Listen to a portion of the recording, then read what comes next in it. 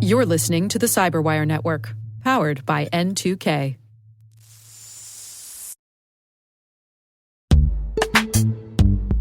Ransomware, supply chain attacks, and zero-day exploits can strike without warning, leaving your business's sensitive data and digital assets vulnerable. But imagine a world where your cybersecurity strategy could prevent these threats. That's the power of the ThreatLocker Zero Trust Endpoint Protection Platform. Robust cybersecurity is a non-negotiable to safeguard organizations from cyber attacks. ThreatLocker implements a proactive, deny-by-default approach to cybersecurity, blocking every action, process, and user unless specifically authorized by your team. This least privilege methodology mitigates the exploitation of trusted applications and ensures protection for your organization 24/7, 365.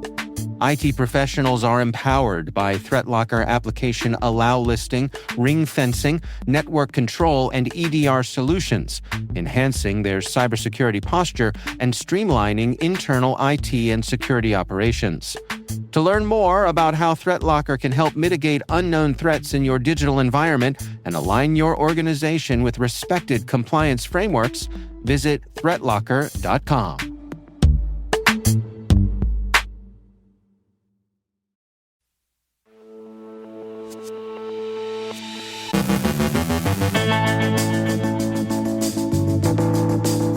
China criticizes U.S. sanctions. School districts face cyber attacks over the holiday season. The UN's International Civil Aviation Organization is investigating a potential data breach. Eagerbee malware targets government organizations and ISPs in the Middle East. A major New York medical center notifies 674,000 individuals of a data breach. Hackers infiltrate Argentina's airport security police payroll system. An industrial networking firm identifies critical vulnerabilities in its cellular routers, secure routers, and network security appliances. Phishing click rates among enterprise users surged in 2024. A California man is suing 3 banks for allegedly enabling criminals to steal nearly $1 million from him. On our Threat Vector segment, we preview this week's episode where host David Moulton speaks with Margaret Kelley about the evolving landscape of cloud breaches. And Microsoft's Bing demonstrates imitation is the sincerest form of flattery.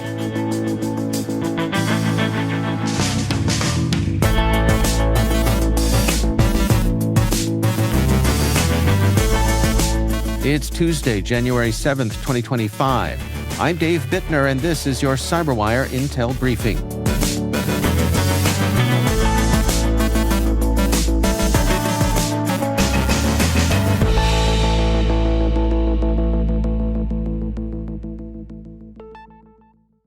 Thanks for joining us here today. It is great to have you with us.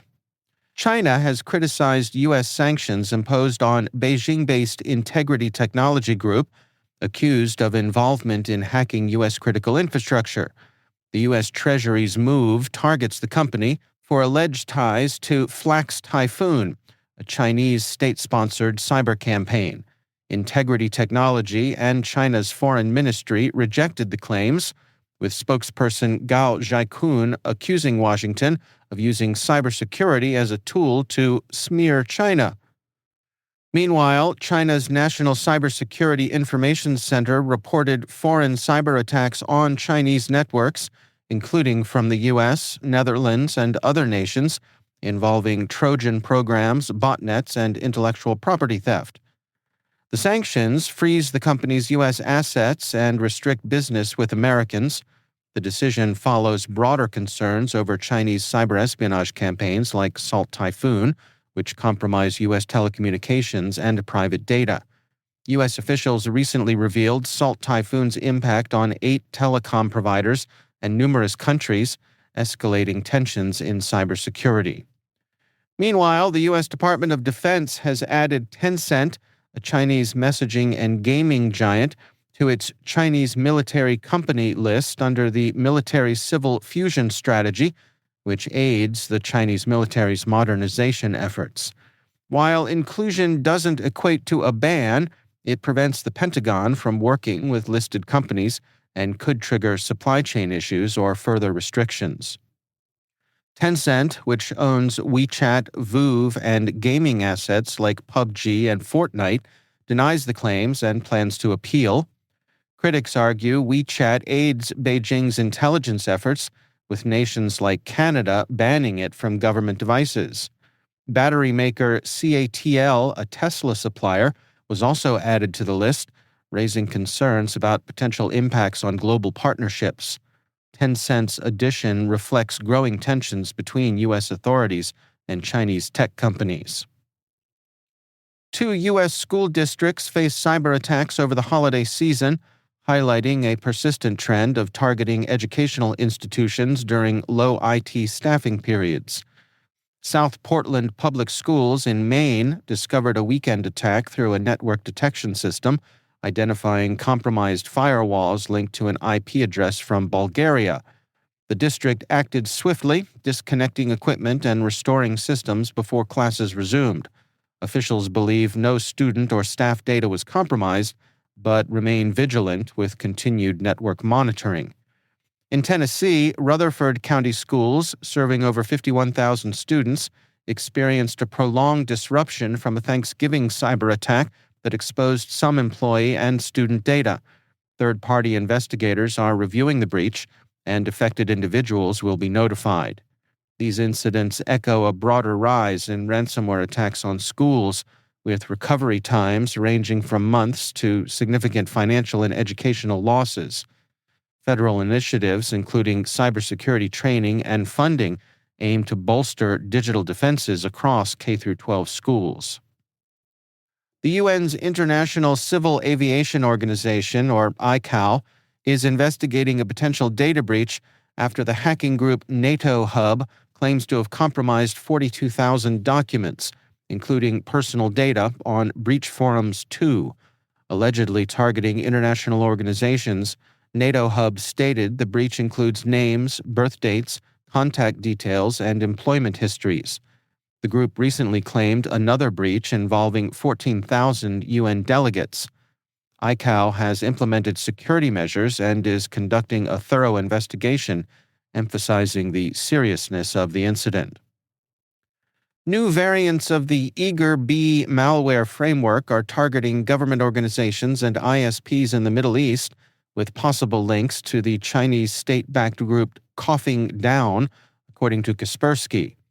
Eagerbee exploits Microsoft Exchange proxy login vulnerabilities to gain initial access, though the attack vector in recent cases remains unclear.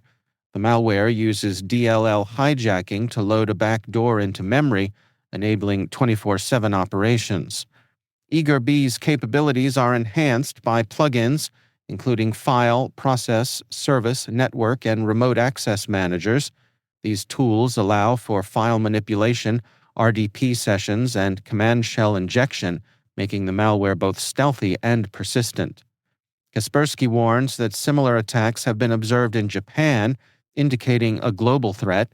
Organizations are urged to patch Exchange servers and monitor for indicators of compromise to mitigate risks. Richmond University Medical Center in Staten Island is notifying 674,000 individuals of a data breach from a ransomware attack in May 2023. The incident disrupted the hospital's IT systems for nearly a month and led to the theft of files containing sensitive information, such as social security numbers, medical details, and financial data. While the electronic health record system was reportedly unaffected, manual review revealed compromised files. The notification comes 18 months after the breach, raising concerns about delays in incident response and compliance with HIPAA's 60-day breach notification rule. Experts attribute such delays to insufficient cybersecurity skills, budgets, and tools in healthcare organizations. The medical center faces class action lawsuits alleging negligence in safeguarding data. Experts recommend healthcare providers minimize stored data, isolate sensitive information, and secure identity systems to mitigate future breaches and accelerate response times.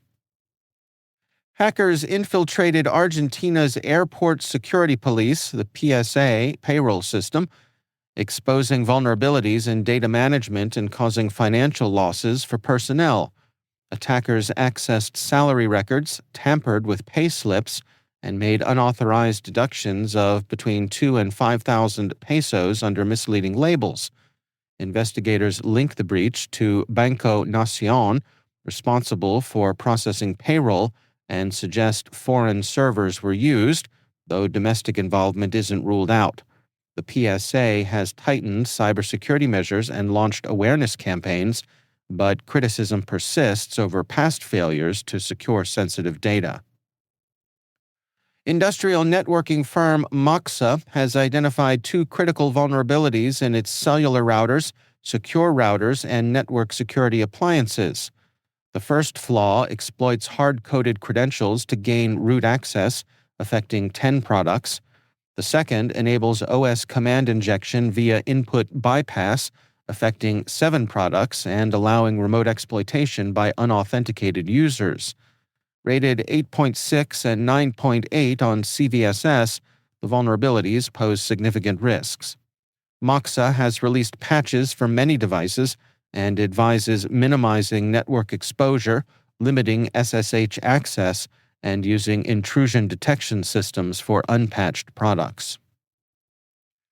New research from Netscope says that phishing click rates among enterprise users surged by 190% in 2024, with over 8 in 1,000 users clicking phishing links monthly. The rise stems from increased phishing attempts and more sophisticated lures. Cloud applications were the top targets at 27%, with Microsoft accounting for 42% of clicks. Attackers typically exploit compromised accounts for data theft or business email compromise. Banking and telco providers were also frequently targeted. Phishing clicks increasingly came from search engines via malicious ads and SEO poisoning rather than emails. Other sources included shopping and technology sites. Ken Liam, a California man, is suing 3 banks for allegedly enabling criminals to steal nearly $1 million from him through a cryptocurrency investment scam. The lawsuit accuses Chonhing Bank, Fubon Bank, and DBS Bank of failing to conduct proper anti-money laundering checks under the Bank Secrecy Act, allowing scammers to open fraudulent accounts. Over 6 months in 2023, Liam transferred $986,000 to these accounts, believing he was investing in crypto. He realized the scam when his investments were frozen for alleged money laundering, followed by a demand for a fake IRS tax payment. Liam alleges the banks ignored Know Your Customer protocols, failing to verify account owner identities or investigate suspicious transactions.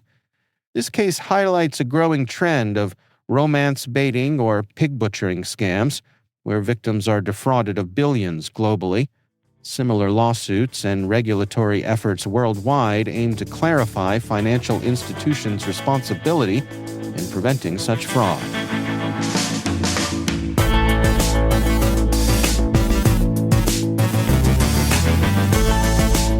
Coming up after the break, on our Threat Vector segment, we preview this week's episode with David Moulton speaking with Margaret Kelley about the evolving landscape of cloud breaches.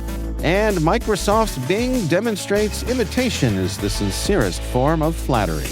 Stay with us.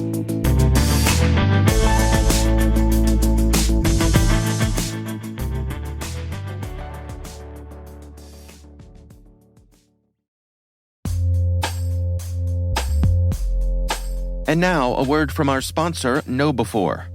It's all connected, and we're not talking conspiracy theories. When it comes to InfoSec tools, effective integrations can make or break your security stack. The same should be true for security awareness training.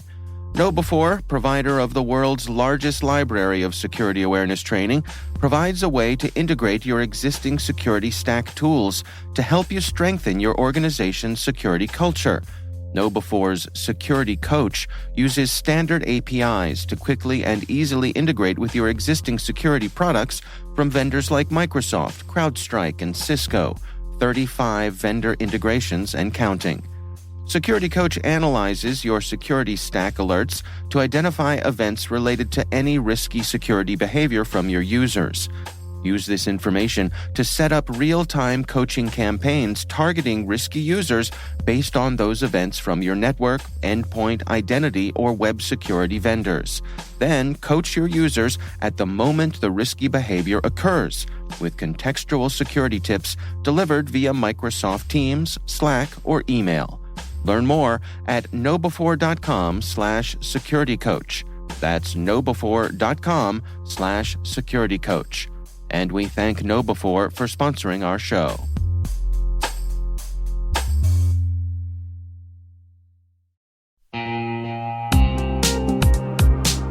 Do you know the status of your compliance controls right now? Like, right now.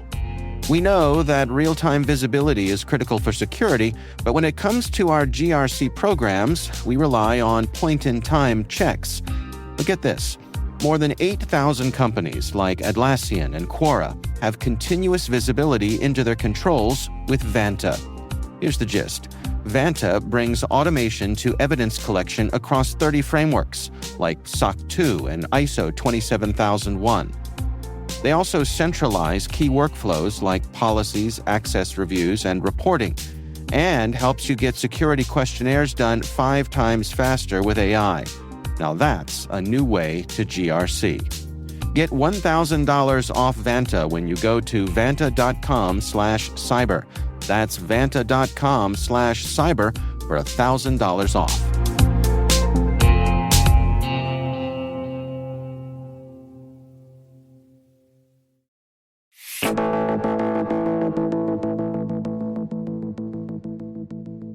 It's time for our weekly Threat Vector Preview segment.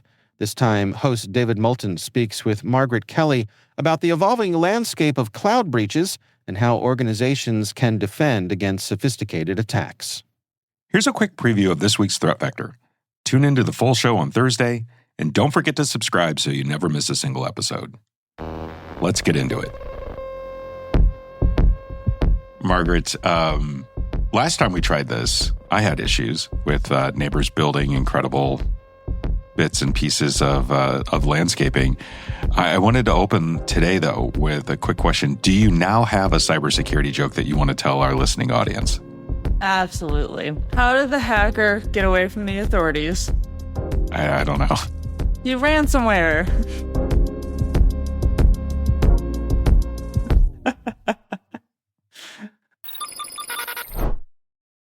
Margaret, given your extensive experience in cybersecurity, how have you seen the landscape of cloud security breaches evolve over the years?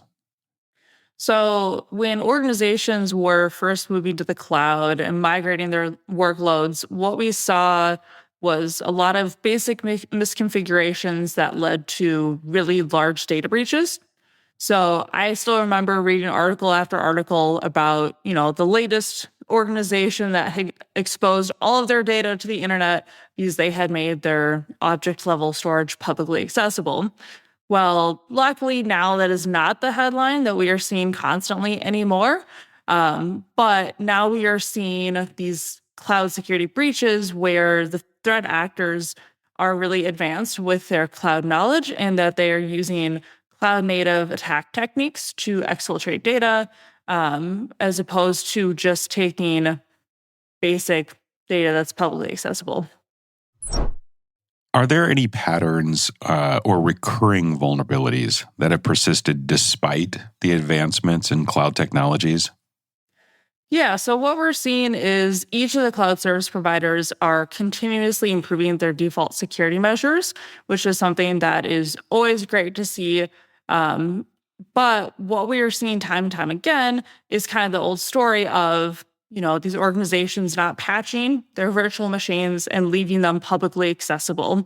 And it's a lot of work to make a virtual machine publicly accessible in a cloud environment. You got to click a lot of buttons to say, yes, I want this thing to be public. But what you're still seeing time and time again, really unpatched old hosts with all these vulnerabilities on them that are public to the internet. And this is something that we continue to see within our investigations.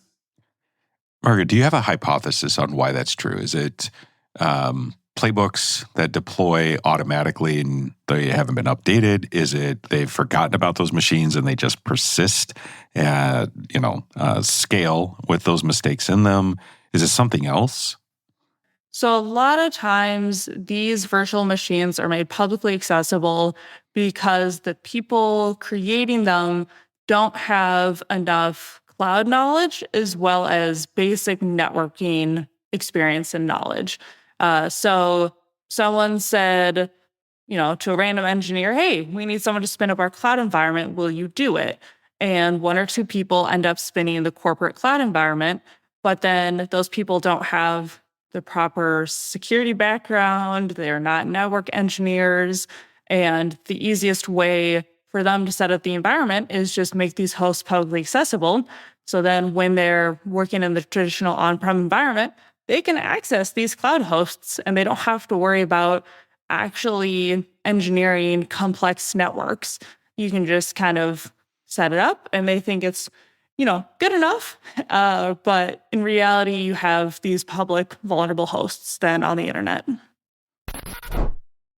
Looking ahead to the future, what emerging trends or threats in cloud security do you believe will demand the most attention from organizations?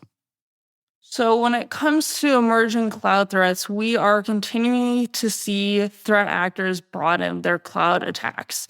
This is really including automation and scripting. So we are seeing threat actors deploy resources in the cloud via a script. And so the time that it takes a threat actor to gain initial access, spin up resources, and exfiltrate data keeps getting shorter and shorter. David, earlier you asked me about how the evolution of AI it has impacts on these cloud attacks. And what we are seeing is that attackers now don't have to write their own scripts by hand. It makes it a lot easier for them to say that they want a script to do X, Y, Z in the cloud, and that can be written very quickly for them. And so this also shortens the length of the attack because they don't have to do any of the scripting by hand anymore. So it sounds like, once again, speed is the ultimate feature, either for an attacker or a defender. Who can go faster wins the day. Yep, exactly. And these attacks, sometimes they take a couple months to take place, but a lot of times these attacks are done within a span of 2 or 3 days, and terabytes of data have gone out the door just in the span of a couple hours of that attack timeline.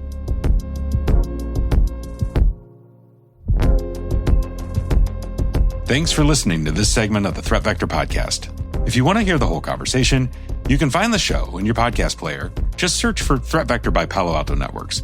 Each week, I interview leaders from across our industry and from Palo Alto Networks to get their insights on cybersecurity, the threat landscape, and the constant changes we face. See you there.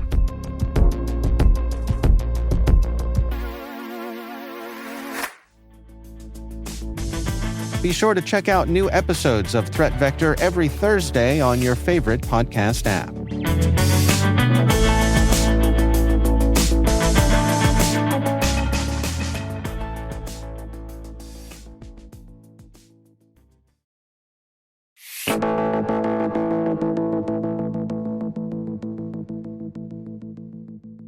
And finally, the age-old rivalry between Microsoft's Bing and Google is heating up again, with the former resorting to some pretty clever or sneaky tactics to try to win over users.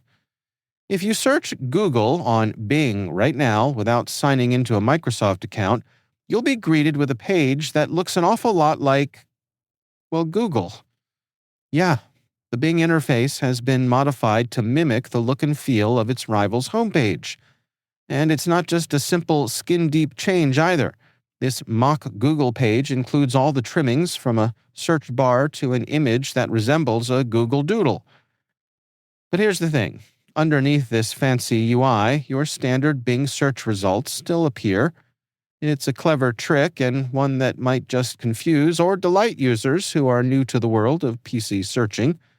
And it's not like Microsoft is trying to hide its hand, As soon as you click on any of those search results, the Bing branding rears its head. But why would Microsoft go to such lengths to create a fake Google interface? Well, it seems that this is just one more tactic in the company's ongoing efforts to get people to use Bing instead of switching to Google. Google's Chrome boss, Parisa Tabriz, has made her feelings about Microsoft's behavior clear in a recent post on X-Twitter, stating, "Imitation is the sincerest form of flattery, but Microsoft spoofing the Google homepage is another tactic in its long history of tricks to confuse users and limit choice." So there's some serious shade. At any rate, it's clear that the battle between Bing and Google is far from over.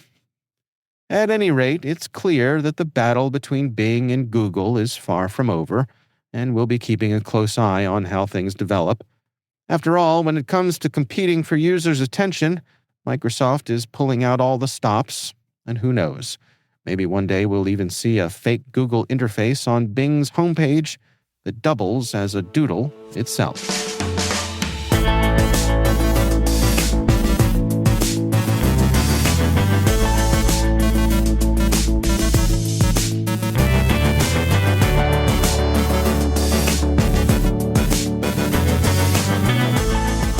And that's the Cyberwire.